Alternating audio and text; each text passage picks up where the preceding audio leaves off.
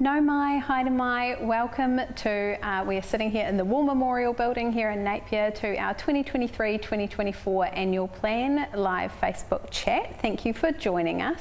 I'll start by introducing ourselves. So my name is Annette and I have the pleasure of being the Deputy Mayor of our beautiful city, and with me tonight we have Councillor Sally Crown. Kia ora everyone. And Her Worship Mayor Wise. Good evening. So we're here to talk everything and anything annual plan. So you might think, what is a council annual plan? So every 3 years we do a long-term plan, which is for 10 years. And then every 3 years we revisit that and have a look and review it. So at the moment, we're looking at that review period. And so we're here to answer any questions you've got about our annual plan. And we'll go through a few of the topics tonight that are the key changes or things that we're talking about as part of this annual plan. So get thinking, any questions you've got, pop them in our Facebook chat there. Those questions are coming through the team and they're going to come straight through to me so we can talk about them as a group. And we've already had a few questions come through as well, so we will get to those, which would be great. But without further ado, maybe we'll ask the Mayor if she would like to give us a little bit of a run through about this year's annual plan. Thanks, Annette. And I guess as we move towards the 4-month mark since we were hit by Cyclone Gabrielle, it's a different world that we're living in at the moment, and just wanting to acknowledge the many within our community that have been impacted and are continuing to work through their recovery. And as a council, we're doing the same thing, and that of course is impacting on how we actually go through our annual plan process this year. And that is one of the reasons why we actually haven't gone out and done a full consultation like we normally would when we're reviewing our annual plan. We're not really changing anything significantly from what we included in our long-term plan, which is the document Annette referred to earlier. And for that reason, rather than coming out and actually consulting with you, it's been more of an informed process to let you know what the key parts of the annual plan are. And there's 4 areas really of significant interest and what we'll be covering off today alongside any other questions you have.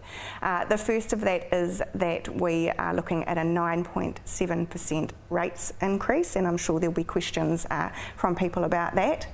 Alongside that, in relation to the cyclone, we do have a disaster relief rate of 2%, which will be utilised to pay for some of the specific costs associated with our recovery, which again we can talk to that further on in the session today.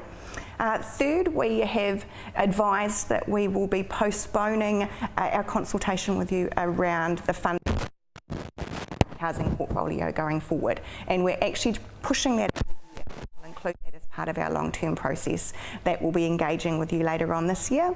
And then thirdly, just letting you know about some of the capital projects that we have actually deferred into the long-term plan as well. So just because of all the other commitments that we have associated both with the cyclone and just recognising that we had quite an ambitious capital plan in the first place, we have done a review of that and are pushing some projects out. So that's sort of some of the 4 key areas within the annual plan, and we're looking forward to hearing any questions that you have in relation to anything else with regards to the process. Yeah, thanks Kirsten. I think it's really good to acknowledge, Sally, that everyone at the moment is dealing with such different landscapes. So yeah, absolutely. Lovely. Well, what we'll do is we will move straight on to questions. So hopefully you've been thinking of what those might be and pop those in the chat. We're going to go through as many as we can. We've got 20 minutes or half an hour or so here, so we're going to run through as many as we can.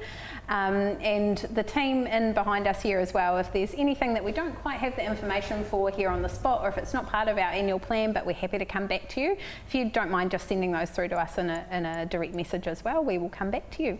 So without further ado, we will move on to our first question, which is from Mary. And Mary asks us, what is our disaster recovery rate being used for? So it might be a good thing just to talk a little bit about the disaster recovery rate for those who might not have seen that. But we're this year introducing a new rate. Yeah, we are, Annette. So the disaster recovery rate is a 2% cost on your rates bill. Just for this year at this stage, it it's the kind of thing that provides us with flexibility in order to be able to raise funds that we are going to ring fence in order to help pay for some of the things that are directly related to Cyclone Gabriel and its impacts on council business. So yeah, as I said, $1.5 million, it will be ring fenced, and we will be reporting back exactly on what that money has been spent on. But I'll hand it to Kirsten to give you an idea of the types of things that the $1.5 million will go towards. Thanks, Sally. And yes, we do know that there will be a definite level of interest about what that funding is going to be used for. Some of the key areas are funding the rates remissions that we will be giving for those who have been most impacted by the cyclone. Also funding for some of the maintenance and repairs required to our own infrastructure. For example, our wastewater treatment plant, which was significantly impacted, and the insurance cost or insurance payout won't cover the full cost of repairs. And we're also looking at doing some betterment in terms of resilience in case we have any future weather events. That includes moving circuitry and electronics up higher within the building. So again, insurance doesn't fund betterment. The funding will also be used for some dedicated resourcing and some staff positions within council, the likes of a recovery manager who's working alongside our community to assist them with their planning and recovery, and also a resource to assist us actually prepare and consolidate the information that we need to provide to central government for the funding that we are looking and seeking for from them. I guess it's probably a good time to highlight that central government has made it very clear they won't be funding all of our recovery, and there is an expectation that local councils will be contributing, and so that targeted rate is certainly going to be paying for some of those costs that just aren't being covered elsewhere. Yeah. Like really well, Kirsten. It's kind of hard when you have an event like everyone has experienced in the Bay, that you don't necessarily have a pool of money, especially in a council environment where you're meant to have a balanced budget. So what you get in every year, you're meant to spend. So we don't have this big pool of money sitting off to the side that we can use to do some of those key infrastructure works that you're talking about. But it makes a whole lot of sense. That's right, and we also don't have a dedicated staff resource sitting there that's available to do this additional work which arises out of events such as this. We do have our emergency management type positions which actually sit centralised within the regional council structure, and we have staff that can step up in a temporary capacity during the immediate response to an event. But then when we get into this recovery mode, we do actually have to find that extra funding for those staff members that need to take on that role. Yeah, that's right. As councillors, we've seen the amazing work that our staff did during the cyclone to step up, and that meant that a lot of staff were drawn into that response and recovery kind of sets of work programs, and then there is a requirement to kind of get back to some business as usual as well as the city does try to get back up on its feet. I think that's what makes those dedicated roles so important though, right? It means that they have a remit to really focus on the things that are required as a result of the cyclone, and it means, or frees up our staff, other staff, to really focus on that BAU, because there is just so much work that goes into keeping things going in our city, and it just makes sure that they're able to focus on those things. Yeah, exactly. So we have our second question. So John has asked us about the rates increase, which, as you sort of foreshadowed as part of your intro, will be of interest. So we're at 9.7%, and John's asked, what is that rates increase for? So what are we getting for our money, I suppose, is what John's asking. Right, and I guess before I answer what it's for, I'm just going to let you know we were originally looking at a 21.1% rates increase. This was even before the cyclone, and that increase was not to provide any new services. That was purely to cover the existing services that we provide. We did a lot of work and we managed to get that down to 16%, and then the cyclone hit. And essentially we just felt that there's no way that we could go out to our community with a proposed rates increase of 16%.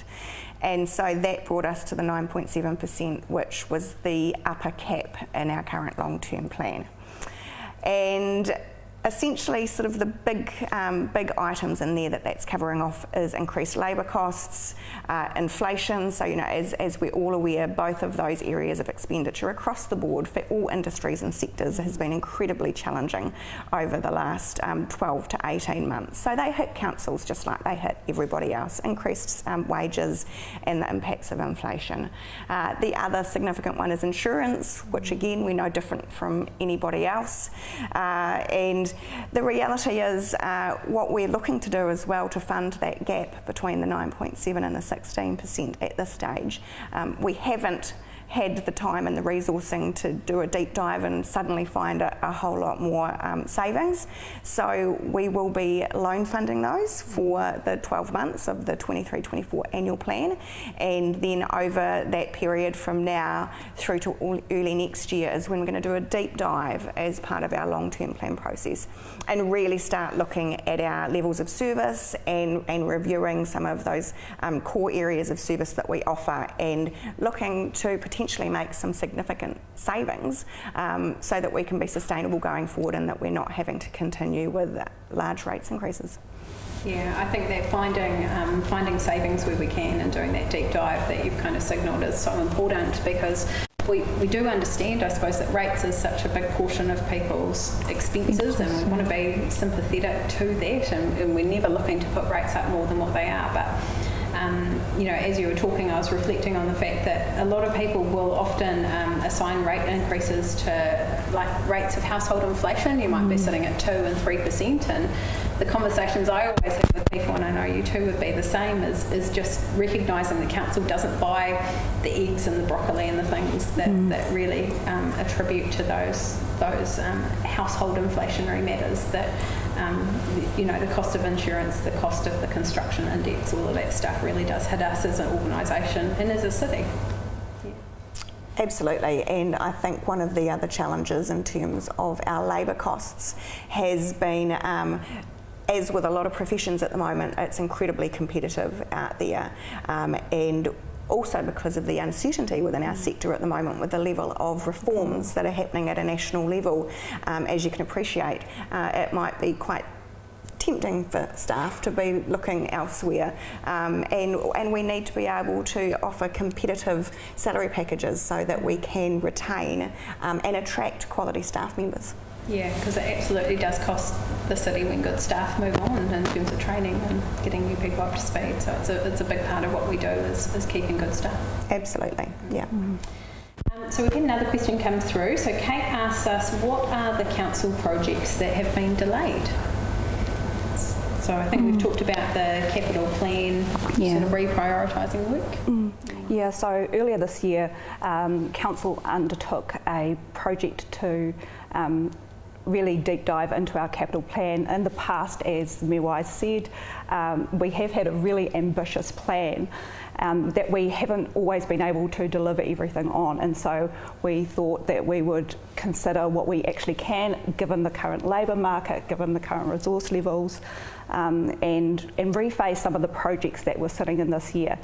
So what's happened is that our capital plan value has dropped by almost 15 million, I think it is, from 90 to around about 75.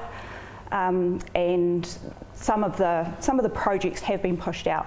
While I can't say exactly what they are at this stage, the projects that we have delivered on, they will be reported in our annual plan for this year. But I just want to make the point that none of the projects that were in the current long-term plan or in the capital plan have actually been dropped off or anything. They've just been shifted into further years of the long-term plan, and they'll be reviewed again as we undertake that review next year for the next long-term plan starting in 2024.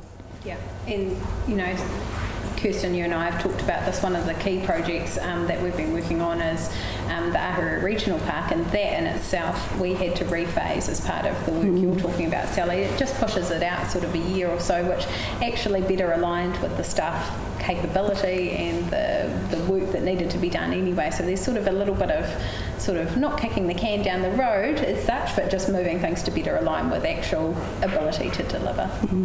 Yeah. So Helen has asked us, I think both of you have mentioned at one stage or another that we are continuing to loan fund the housing portfolio. So there's a question here from Helen around why council is loan funding, or potentially why council is funding the housing portfolio deficit. So the decision has been made to continue for another year to loan fund that, and it's a 2% rates component, because we're actually about to embark an overarching housing strategy across the whole of council, and we just want to gain more of an understanding of how our own housing portfolio will fit within that overall strategy. So essentially giving us another 12 months to complete that process, and then we'll come back to the community as part of, again, the first year of our long-term plan and have that engagement then. Yeah, perfect. And everyone, if they were watching the housing portfolio discussion, knows that they went through quite a robust consultation process a year or so ago. So we've got some key commitments from council to keep providing housing in some form. So it's really around how we do that in a way that best financially fits for the city as well. That's right, about making sure it's sustainable, and there was always a second stage after we had the dedicated consultation on the housing portfolio itself, that we would go back to the wider community about that funding from rates of 2%. So that will still happen, it's just going to be another a year down the track. So I've had another question come in here. So Jack is asking about what we are doing as a city council to help the city recover from Cyclone Gabrielle, and he's also asked how much the disaster recovery rate per household is. So I think I saw that was around $59. Does that sit right? Yes. Everyone's nodding. So $59 per household is the contribution to the disaster recovery rate. And then there's a further question there from Jack around what we're doing as a city to help recover. So I guess in terms of as a city and as a council, it's really those core sort of items I listed earlier. It's really about us providing the resources to support our community. It's about us having the resources that we need to be able to engage effectively with central government about what we need from them. And it's important to note that that's not going to be a short-term conversation. So we prepared locality plans last month, which was reaching out to central government and saying this is what we need in the here and now. This is what we need in terms of getting ourselves back to get normal services as quickly as we can, and that's some of those bigger conversations around infrastructure, roading network, those core lifelines, that we lost, telecommunications, electricity. So getting those back online, which we have now, but then the longer term conversation is how do we ensure that we're protected in the future and that we have the resilience so that never again will we, as a population of nearly 70,000 people, be completely cut off from the rest of the country with no road access, no power, no telecommunications. We need to ensure and have the confidence that there is going to be an investment in those core public lifelines, and so that we need the ability to continue having that conversation with central government and make sure we build that resilience that is so vital. Yeah, absolutely. And our economy is a big part of recovery for the city as well. Oh, absolutely. I think first and foremost it's about the people, our community, businesses, people feeling safe, having access to those lifelines like Kirsten said. I think the other part of it is that we're actually a part of a regional team. Council on its own, yes, we have responsibility for our own infrastructure facilities, the functions that we deliver ourselves, but we are part of a regional team. We need to work with the other agencies, with the other councils locally, in order to best advocate for our region's people, for our city's people at that central government level to make sure that we're getting the support that we need. And part of that after Cyclone Gabrielle work is really focused on coming together collaboratively to make that stuff happen. it's imperative, and it's something that we've been told that we have to do, and hence the fact that we have a regional recovery agency that we're working through, the locality plan, the initial one that Kirsten referred to. We're already working on the second one, which will focus more on those mid to long term focus points. It's definitely a team effort. Absolutely, and I think it's fair to say that what underpins people's level of security or getting back to normality for some people as well is those small businesses, and it is that community coming together. And so a big part of us at council is providing those spaces and support. That everyone's probably seen the We Are Open campaign, and a big shout out to the inner city business that have been pulling that together. But that's what sort of brings people back together as well, in the aftermath of an event like what we've had, is community connectiveness. Yeah, absolutely. So Anthony has got a question earlier when we were talking about cutting our cloth and spending. Has got a question around whether we have scrapped spending in our water infrastructure department, given obviously there's a range of central government reforms that are happening in that space. So Anthony would like to know if we've stopped spending money in Three Waters. No, we certainly haven't. And yes, there's reforms in the pipeline, but we still need to continue to ensure that we've got, quality investment in our water infrastructure. Investment in our water infrastructure has been, over the last few years, a huge part of our capital projects and our long-term plan. In particular, after the 2020 flooding event, we identified a number of key projects that we wanted to invest in, and actually we saw that a lot of those projects really paid off in the cyclone. So we were aware of some of those vulnerable parts of the city post 2020 flood. We've invested in them, and the stormwater infrastructure all did exactly what it needed to do during the cyclone. So yes, there's reforms there, but that doesn't mean we can just press pause on much needed investment.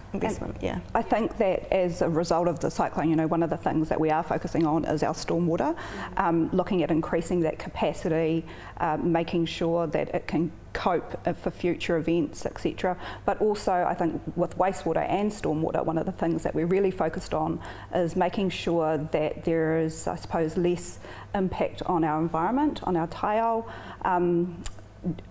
every day, but also in those really significant weather events. So no, I think water certainly continues to be something that we're definitely investing in. Yeah, and I know we've talked about this as a council as well. After the 2020 floods, we had that massive bulk of capital investment, particularly in our stormwater, and ahead of the cyclone, our depot crew and our infrastructure crews, had they done an amazing amount of preparation. We were out there thinking it was going to be actually a really good news story for us, weren't we, before the cyclone hit, about how well the city infrastructure had performed. But obviously we couldn't have foreseen what actually happened there that night and that day before. But the city's infrastructure did really hold up very well. Yeah, that's right. Yeah. All right, so Matt has got a question for us around when is the council going to reassess the plan for managed retreat from rising sea levels? And then there's an example there around the 12 houses in Whakadere Ave. I think this is recently got 300,000 worth of council funds for a seawall. Is this available to each household in the council zone? So just for context, everyone, I think this is the revetment work that was being done out the front of Whakadere Ave, and it was a piece of work that I think has been on the books since we came onto council 10 years or so ago. It's got a council reserve out the front. There had been a bit of encroachment, I think, from private residents using that as part of their house, but primarily it was an existing revetment, and it's being replaced. So, certainly from my perspective, it doesn't feel like we've given $300,000 to individual households for a seawall. Matt, or was that Mark? Sorry, no, it was Matt. But yeah, have you got any thoughts on the revetment work team? I think the fact that we do have that reserve area there, so this is like a lot of our projects, there's always an element of public-private split. So, you know, the properties alongside there are making a targeted rate contribution as well towards this. But then as a council, you know, we have the obligation on behalf of the whole of the community to protect that reserve area through there. So, and as Annette said, I think it's actually been on the books since well before you and I came on council. So it's been a long time coming, and it's work that really needs to be done. So I'm actually pleased to see that we're pushing ahead with it. Yeah. And I think from memory, the cycleways being extended through there, or the walkway as well, so public access has increased through to the reserve that obviously the people of Napier own.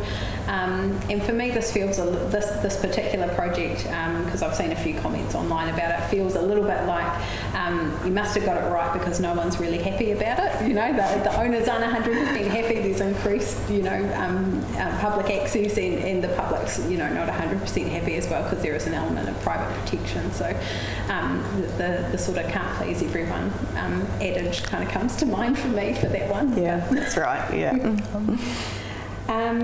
So Mark has got us our next question, which is, what is happening with the wastewater treatment plant? What are the plans for improving resilience, and will it be fully operational again?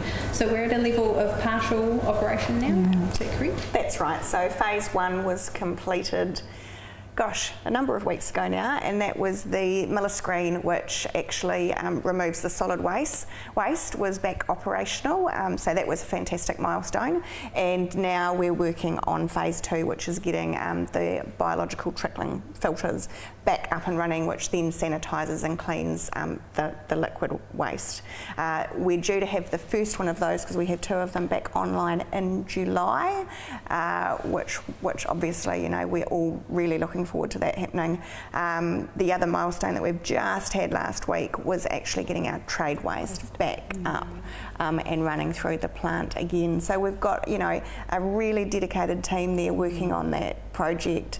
And I don't know, Sally, did you want to speak a little bit about some of the betterment that's happening just to build resilience for it going forward? Yeah, sure. I think you mentioned it earlier, Kirsten, around lifting the electrical components above the floodwater level.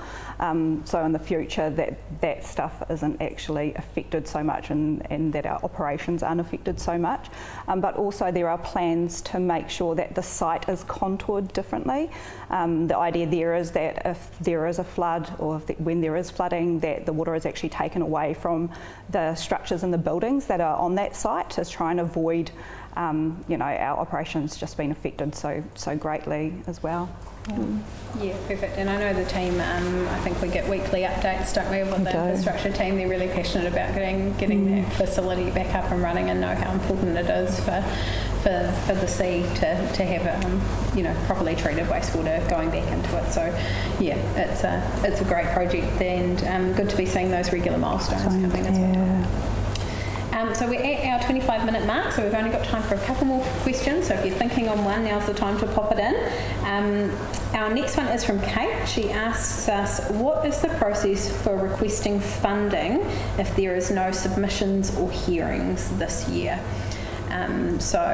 People might be aware that usually if we were going out for consultation, we would have a lovely big boardroom with a spot for submitters to come and talk to us and tell us what they would like, including requests for funding. Obviously we're doing things a little different this year. Yeah. I mean, I think it's always a lovely part of our hearings, you know, just in my short experience, to have people come and present their projects. But without having consultation this year, I guess the best way for people to be able to find out what funding is available is to visit our customer service centre on Hastings Street, or even look on our website as to the types of funding that we do have available. There are a range, and talking to staff or emailing and looking at the website for information as to what fits your project best. Yeah, perfect. Yeah. Lovely. Now, Lyndall has asked us, what is our plan for emissions reduction? Do we have any emissions reduction plan targets? Which I think is a really good question, and it's something we're often thinking about as our place in the environment. And I think the answer to that is we don't have a clear set of emissions reduction targets right now. What we do have though, and it was just actually last week, if you're really interested, Lyndall, in the joint Climate Action Committee met for the first time. So that was a joint committee with Hastings and Hawke's Bay Regional Council, ourselves and Tanga Whenua, and in there it was the first time I think I've seen in my term on council that we've actually mapped out our emissions across the different sectors of our community, and we've also now got a dedicated resource to climate change inside council as well, who I know is working on some sort of quick wins for us as an organisation, as well as some longer term plans that we will feed back to you through our long term and our annual plans.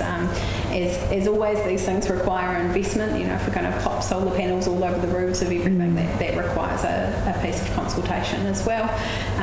But yeah, so I think the short answer is there's a lot more information on that coming. We've got to set up a new committee that's going to work on that, as well as emissions reduction and climate action across the region. So watch this space, I think, is my thought there. Yeah, no, I think you've answered that really well. Cool. So final question we have from John, and he would like to know, how will the community resilience to future weather events be improved? So I guess we've talked a little bit about our assets and our infrastructure, but I think this one's more around our community resilience and our people. I think in council, you know, we've recently brought in the neighbourhood support function, which I think you touched on before, Annette, that community resilience is really about connectedness across our neighbourhoods, across our suburbs, and, you know, amongst all our people. So being really connected to each other helps to build that resilience so that we can support each other in times like we've just recently experienced, and even in the last few years when you consider the pandemic and things that we've gone through. So that, to me, community resilience is about connectedness and coming together to support each other. So we have things like neighbourhood support, but I suppose this is where those other agencies that we have relationships with also come in, and making sure that we're communicating out to our community the opportunities to engage, the different programs and, I suppose, organisations that are available out there that are leading around community resilience. Yeah. And I guess at a more practical level as well, it's also recognising that we all have a role to play in terms of preparedness for events and weather events, and as simple as things like if you can see that the drains in front of your property are blocked with leaves and things like that, you know, part of building that community resilience is all of us taking a little bit of responsibility for preparing when we have a forecasted event coming, and as a council, part of our role is actually to share with you the information about what it is that you can be doing as part of our response to weather events in the future. Yeah, and I don't know what you two think, but I certainly think that in the midst of, you know, the aftermath of this event and previous events, there was no shortage of people wanting to stand up and help. You know, we have amazing community groups and you know, faith-based organisations and even from outside of the region, you know, people want to come in and help. And so another thing that we've signalled that we're going to do is actively participate in that review of how those civil defence functions worked.